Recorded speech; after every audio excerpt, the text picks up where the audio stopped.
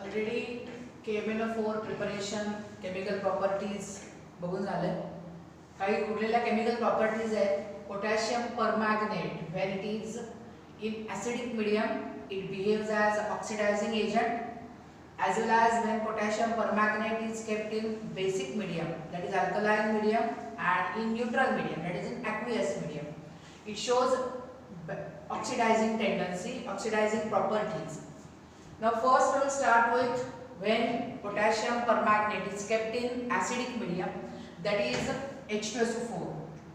When H2SO4 is used and when KMnO4 is treated in presence of H2SO4, there is a release of 5 oxygen atoms, 5 nascent oxygen atoms are released, and for this change there is exchange of 5 electrons, or there is gain of 5 electrons.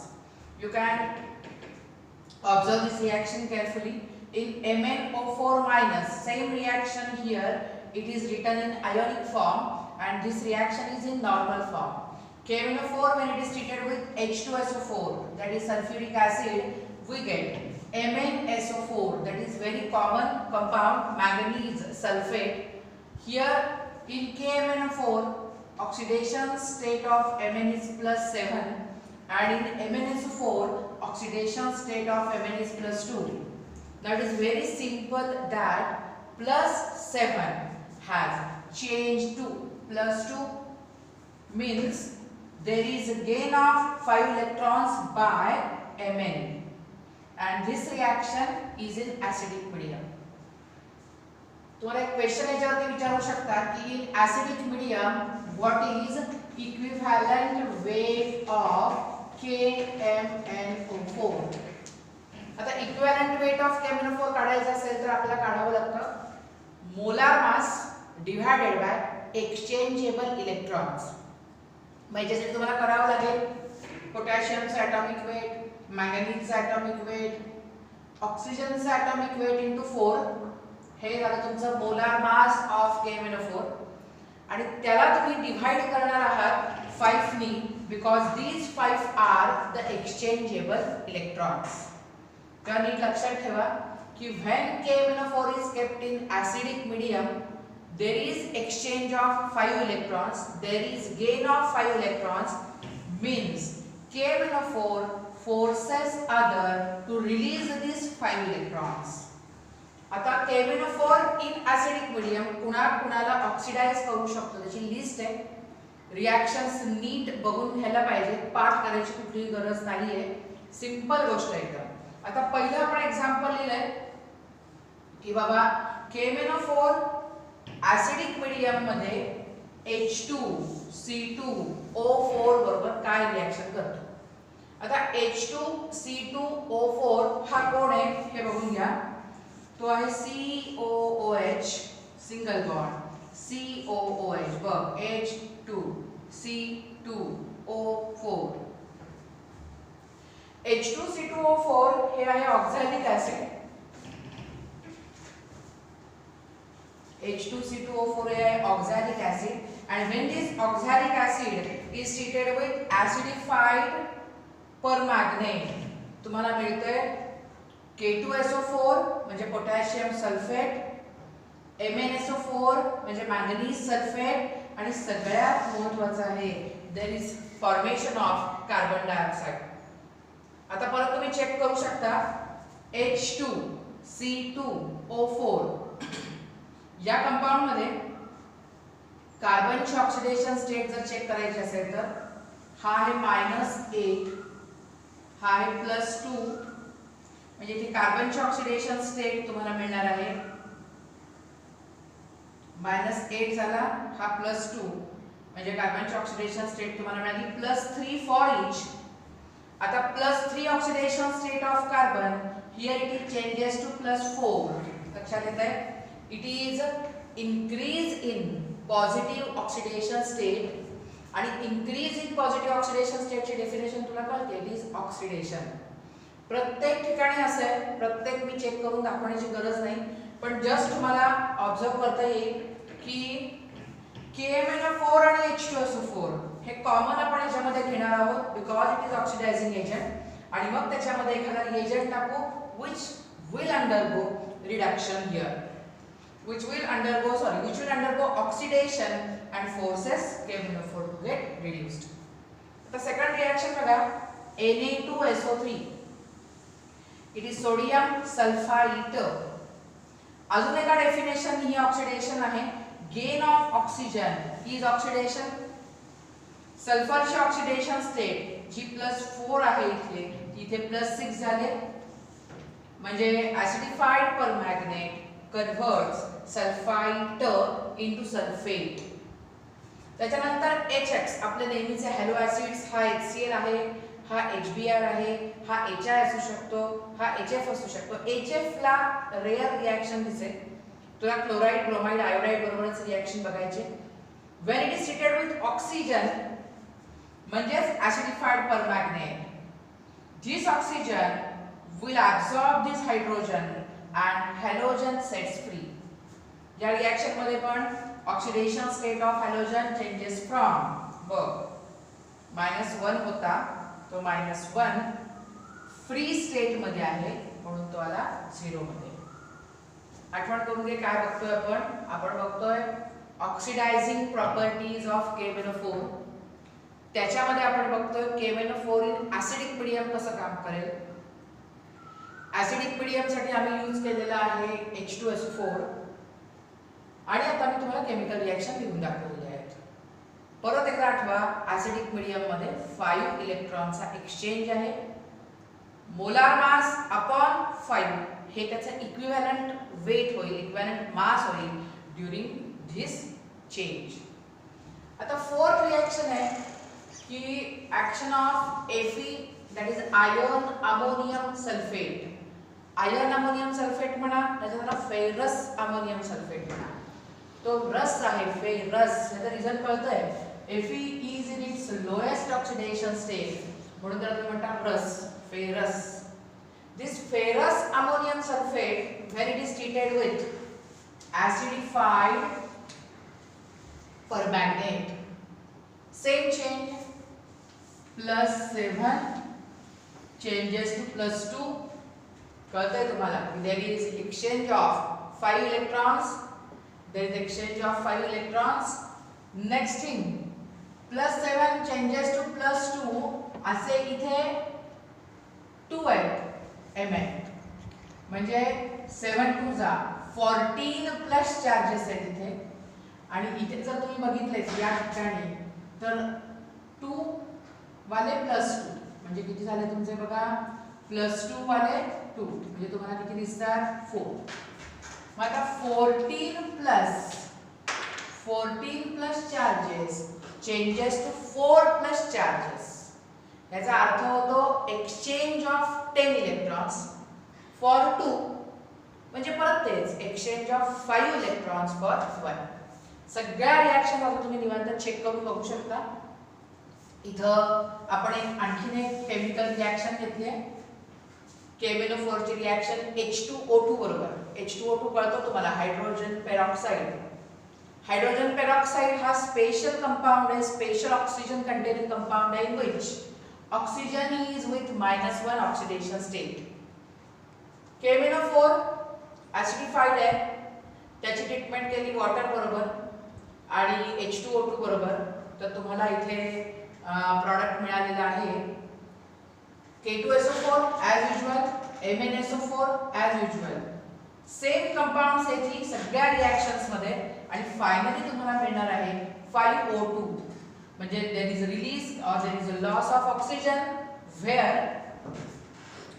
-1 oxidation state, here it is changes to 0. मग -1 चा परत 0 झाला म्हणजे परत increase in oxidation state. सगळ्या reactions अशाच आहेत, या बघून घ्या तुम्ही. H2S चं ऑक्सिडेशन केलंय, तिथे सल्फर मिळाला. KNO2 चं ऑक्सिडेशन केलंय, KNO3 मिळाला. Ki चं ऑक्सिडेशन केलं ऍसिडिक मीडियम मध्ये. K2SO4 आणि H2O कॉमनच आहे, पण Ki here oxidation state which is -1, परत बघ ती आली 0 मध्ये.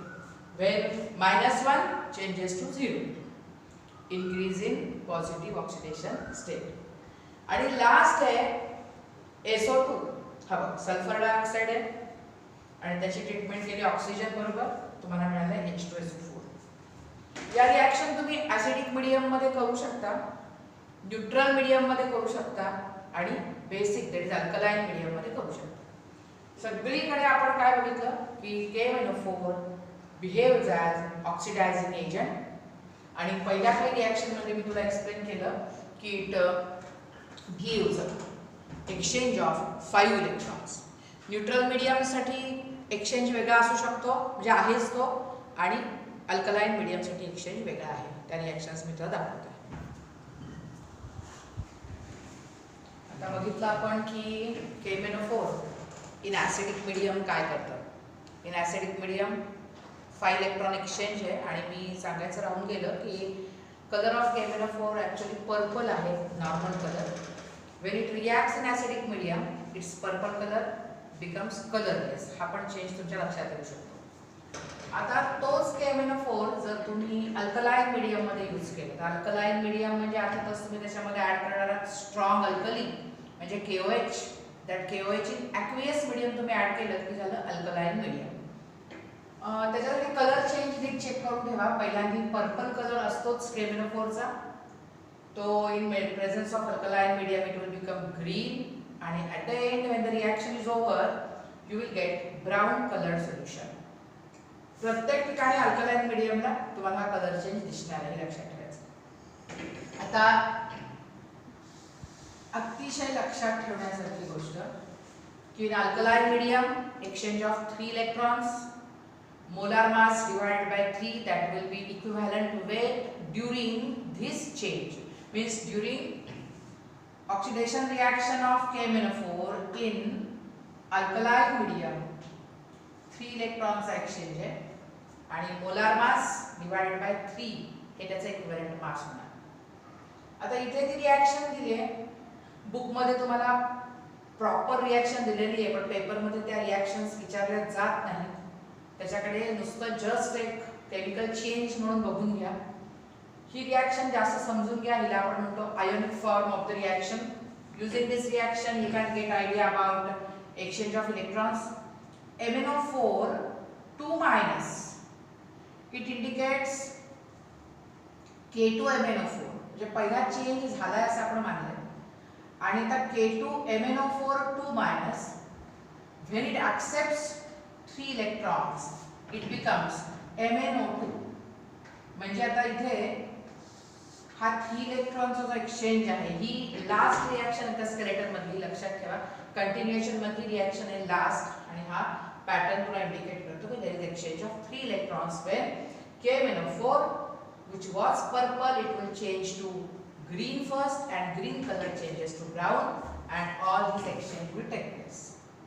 आता हाच KMnO4 अल्कलाइन मीडियम मध्ये कसा रिॲक्ट करतो, कसा रिॲक्शन दाखवतो ते तुला दिसेल. ही रिॲक्शन आपण 11th मध्ये बघितलेली आहे बेयर्स टेस्ट म्हणून किंवा बेयर्स रिएजंट म्हणून. अल्कीन घेतलाय म्हणजे आपण त्याला म्हणतो ओलिफिन पाय बॉन्डेड सिस्टीम. हा इथीन आहे. when this ethene is treated with alkaline KMnO4, alkaline KMnO4 म्हणजे ह्यातला कोणीच रिॲक्ट होत नाही. when they react they will produce nascent oxygen and that oxygen along with water, that is along with aqueous medium, attacks on this olefinic bond. Now double bond breaks up and there is formation of this compound. well known compound आहे, सगळ्यांना माहिती आहे. it is ethylene glycol. परत एकदा आठवण करून घ्या. ethene that is any alkene, any olefinic system when it is treated with alkaline KMnO4 under, the word is most important, cold conditions, double bond breaks up and there is formation of ethylene glycol. The glycol which is formed is colorless or faint in color and therefore we can say that orange color of ethylene glycol, orange color of alkaline KMnO4 fades up. Orange colour असेल आणि तो आता KMnO4 म्हटल्यावर ते खरं तर purple म्हटलं पाहिजे, ऑरेंज नाही. K2Cr2O7 चा ऑरेंज म्हणतो आपण. KMnO4 चा कलर पर्पल आहे. Purple colour fades up, faint होतो आणि तो जर फेंट झाला तर आपण म्हणतो alkenes or double bonded system is present in the compound. ही डिस्टिंग्विशिंग टेस्ट म्हणून आपण खूपदा यूज केलेली आहे. सेकंडली ही जी रिएक्शन आहे, सेकंड रिएक्शन, ही रिएक्शन मुद्दामून बाकीच्या गोष्टी रिमूव्ह करून आपण बघूया. फार स्पेसिफिक रिएक्शन आहे ही, एकदम इम्पॉर्टंट रिएक्शन. हा आहे टोलिन. त्याचे दुसरं नाव तुम्हाला माहिती आहे, मिथिल बेन्झीन. हा टोलिन जेव्हा KMnO4 बरोबर रिएक्ट होईल, KMnO4 म्हणजे अल्कलाइन KMnO4 बरोबर रिएक्ट होईल, heating is required for this reaction. Just सगळे हायड्रोजन रिमूव्ह होतील, ऑक्सिजन इथे ऍड होईल आणि toluene gets converted to benzoic acid. Reaction जास्त महत्त्वाची आहे याचं कारण टोलिन आहे म्हणून नव्हे किंवा वन कार्बन सिस्टीम आहे म्हणून नव्हे. इथे इथिलीन असेल, इथे प्रोपिल ग्रुप असेल, ब्युटिल ग्रुप असेल, any group, any alkyl side chain always results into benzoic acid. एकदम महत्त्वाची रिएक्शन आहे, लक्षात ठेवायची. ही जुनी रिएक्शन आहे पण एकदा रिवाइज करून घेतली आपण ही रिएक्शन. आता थर्ड, टोलिनची सिस्टीम आहे आणि त्याला आपण नायट्रो, आपण याला म्हणू शकतो ऑर्थो नायट्रो टोलिन. त्याची ट्रीटमेंट केली आपण अल्कलाइन KMnO4 बरोबर. Of course heating is required for this reaction. When heating is carried out, here is formation of tolinचा methyl, it gets converted to COH. म्हणजे काय झालं कळतंय, नायट्रो रिमेन्स नायट्रो, कारण ह्याच्या पुढे त्याचं ऑक्सिडेशन होण्याची शक्यता नाही, लास्ट स्टेज ऑफ ऑक्सिडेशन येते, त्यामुळे nitro remains nitro and the product gets converted to benzoic acid. त्याचं नाव तुला देता येऊ शकतं 1 2, त्याचं नाव द्यायचंय 2 नायट्रो बेन्झोइक ऍसिड किंवा तुम्ही त्याला म्हणू शकता ऑर्थो नायट्रो बेन्झोइक ऍसिड. या तीन रिएक्शन्स आपण बघितल्या आतापर्यंत. ही होती पहिली टोलिन, नाही त्याच्या अलीकडची होती बेअर्स टेस्ट. बेअर्स टेस्ट झाल्यानंतर आपण बघितली टोलिनची ऑक्सिडेशनची KMnO4ची आणि त्याच्यानंतर आपण बघितली टोलिन पण सबस्टिट्यूटेड, त्याची रिएक्शन बघितली KMnO4 बरोबर नायट्रोबेन्झोइक ऍसिड मिळालं.